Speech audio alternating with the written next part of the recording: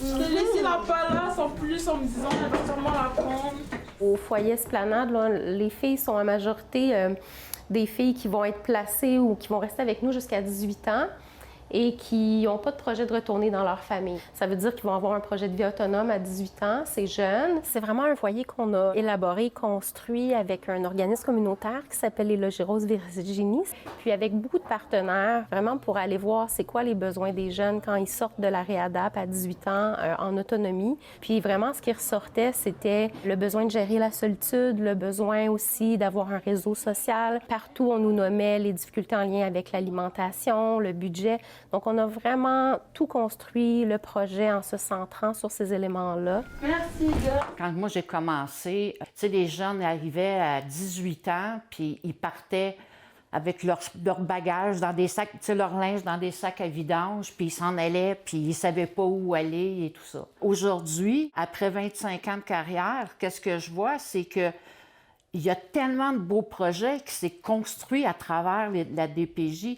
Ils ont fait beaucoup au niveau de la santé mentale, ils ont les besoins de nos jeunes. On s'en va, là, c'est les bureaux des intervenants en bas, mais le loft est accessible par l'extérieur pour les filles. Les personnes de nuit font des rondes la nuit, là, 3 fois. Fait qu'ils doivent quand même s'assurer que les filles sont correctes en bas aussi, même s'ils sont en appartement, parce qu'ils sont des mineurs sous notre responsabilité. Ici, là, vers 16 ans et demi, 17 ans, on peut avoir 2 filles, puis là, on les accompagne vraiment à gérer toute l'alimentation, le budget, puis la solitude, beaucoup, parce que c'est vraiment ça qu'ils trouvent le plus difficile des fois. Hein. Ils partent...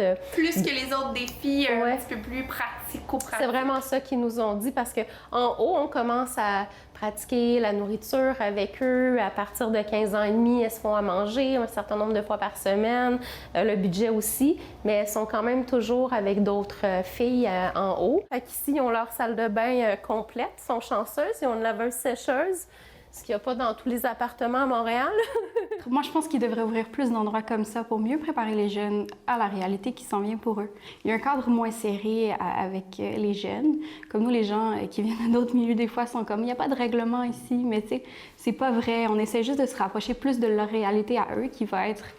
Personne va venir te dire, à telle heure, tel jour, il faut que tu fasses ton ménage. Quoi que j'ai pas fait encore? L'adresser la table, tu l'avais encore fait. Essuyer la vaisselle. Je vais essuyer la vaisselle. Parfait. C'est sûr que ça paraît simple, mais ce l'est pas, parce que c'est quand même très individualisé. C'est beaucoup plus facile de gérer un groupe en faisant une activité pour tout le monde que d'y aller en fonction de où la fille est rendue par rapport à son âge, par rapport à ses capacités, puis à son développement personnel. Je pense que c'est cet aspect-là qui est le plus différent. Puis le fait aussi qu'on n'est pas dans l'animation constamment de groupe. Pour qu'elle s'ennuie parfois aussi. Là. Oui, c'est ça, pour qu'elle s'ennuie. Je sais que c'est plate, mais en même temps, c'est ça la réalité. Les parents à la maison, ils n'animent pas les jeunes, en tout cas toute la journée, de 8 à 5, puis après en soirée. Il y a des filles qui ont leurs 2 heures sans écran faire.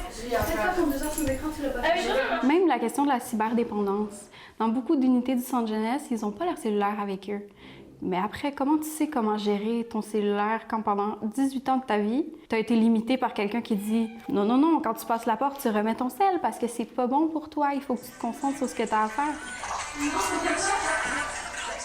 Avant de travailler ici pour les centres jeunesse de Montréal, je travaillais avec la clientèle adulte en itinérance. Puis j'ai réalisé aussi qu'il y a beaucoup de personnes en situation d'itinérance qui viennent des centres jeunesse dans leur enfance. Je me suis dit, peut-être que je vais avoir plus de chances d'apporter quelque chose aux gens si je travaille avec une clientèle plus jeune. As-tu l'impression de faire plus une différence dans ce travail-là? Oui, vraiment. Des fois, c'est des tout petits parts de cheminement que les jeunes font, mais quand tu regardes après 1 an, tu tournes ta tête, tu vois tout le chemin qu'ils ont fait depuis le début quand tu les as connus. Quand ils réussissent quelque chose, puis tu vois l'étincelle, mon étincelle que j'ai dans mon œil quand moi je parle de mon métier, mais quand je suis capable de le voir dans l'œil du jeune, là, c'est ma paye, ça, là, c'est la plus belle joie que je peux avoir, c'est ça. Vous y croyez, vous, à votre métier, là? Moi, j'y crois à 100 000 à l'heure dans mon métier. Si on se donne la main, puis si on veut vraiment, on est capable de les aider, ces jeunes-là, à avancer et à cheminer dans la vie.